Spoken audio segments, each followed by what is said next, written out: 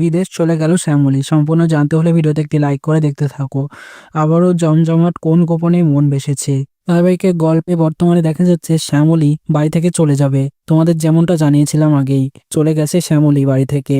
শ্যামলী যখন চলে যাচ্ছে, অনিকেত তার হাতটা ধরে বলছে, হয়তো কোনো অসুবিধা হলে তুমি আমাকে বলবে, এরকম বলছে। কিন্তু শ্যামলী তো বলছে, হ্যাঁ অবশ্যই বলবো, আপনারা ছাড়া এই শহরে আর আমার কে আছে।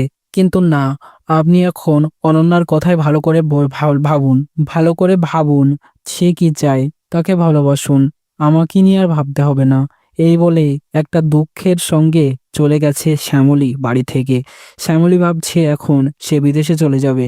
অনন্যা এবং অনিকেতের জীবন থেকে অনেক দূরে চলে যেতে চায় শ্যামলী। মনে মনে অনেক কষ্ট পাচ্ছে শ্যামলী। শ্যামলীর এই চলে যাওয়াতে বাড়ির সবাই দুঃখে ভেঙে পড়েছে, যারা শ্যামলীকে ভালোবাসতো।